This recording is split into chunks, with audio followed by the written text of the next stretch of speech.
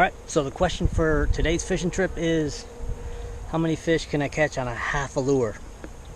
I know the obvious joke is half as many, but let's see if we catch anything.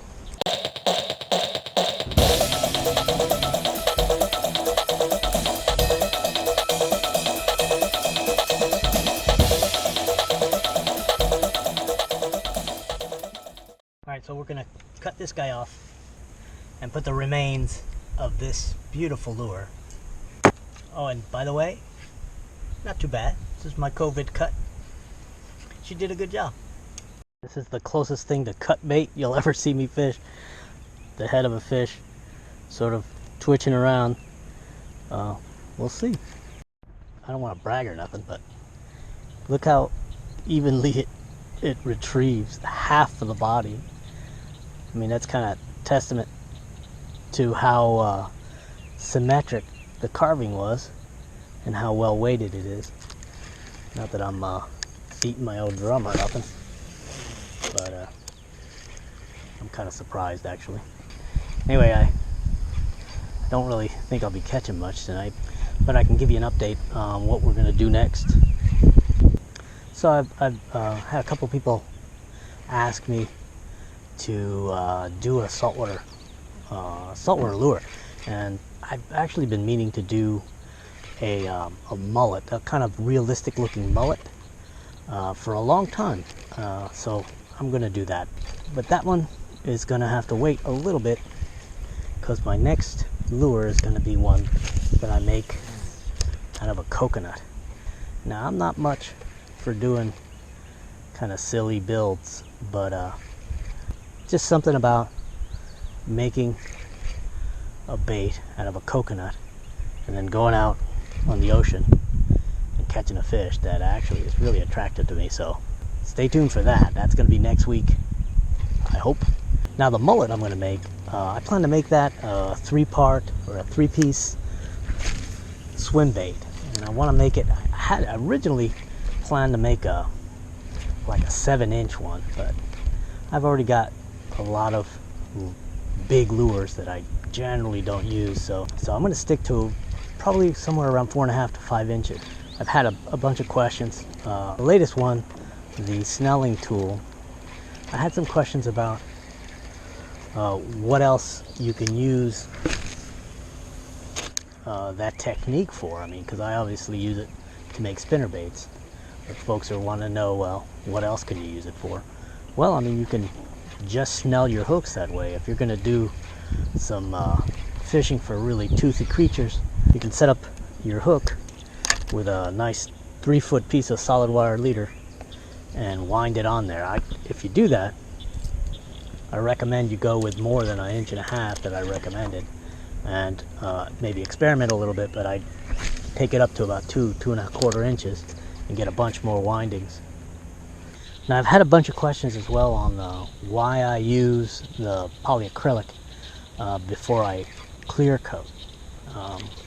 And realistically, I started doing that when I was using 2-part resin instead of UV resin. And I just continued to use it because I find that it just gives me a better finish. I have just absolutely fewer blemishes on my lures. Even with the UV, it helps out. The UV, I mean, occasionally will leave gaps, and sometimes, you know, even little fish eyes. So I use the polyacrylic usually as maybe 1 or 2 coats over the paint. After I know I'm completely done painting, I'll give it either I'll spray it, dip it. I never brush it, but I'll either spray it or dip it. Let it dry really well. Usually it'll dry in just a couple hours, so that's a good thing. And then I just clear coat. I had another question on why I stopped using the 2-part resin. And I haven't really stopped using it. I just use it for a different reason. And I use it for creating a really smooth and glassy substrate for the silver plate. The UV gives you a gloss finish, but it's almost like a semi-gloss. Isn't quite perfect, and for silver plate to be worth doing, you gotta have it on top of something absolutely perfectly smooth. So the answer is I still use it. I just only use it when I'm getting ready to silver plate a lure. I've also had some questions on how I calculate the weight that I put in lures. So I have to kind of steer you guys back to the videos that I made of actually making lures from scratch, because on each one, great, I'm stuck in the grass now. There you go. On each one, I do the process where I take a piece of the material I'm going to use to make the lure, I weigh it, I measure it, I calculate what the density is, and then from there, it's a piece of cake. You just weigh your lure after you shape it. The video I made of making this lure, I go through the process, so check it out. I had some folks ask me about this lake and how big it is and how long I've been here, that kind of thing. I've been here now like 12 years.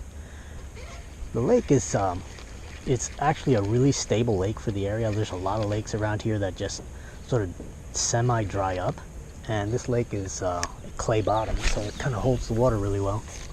Lots of alligators usually, and every couple of years we have to have one removed because they get too big and too aggressive.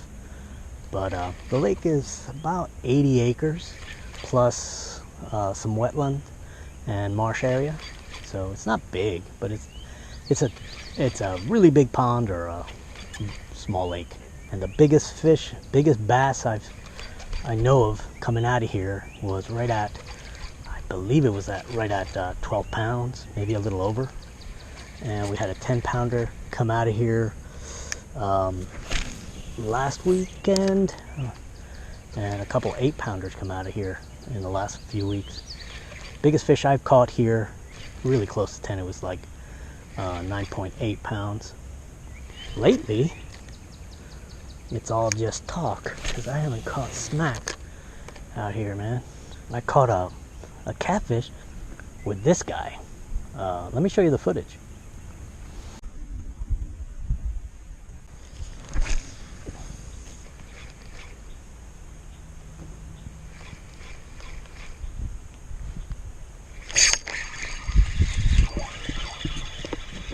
We got something.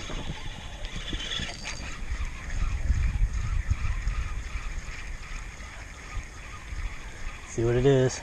Doesn't feel very big. I think he just figured out he's hooked.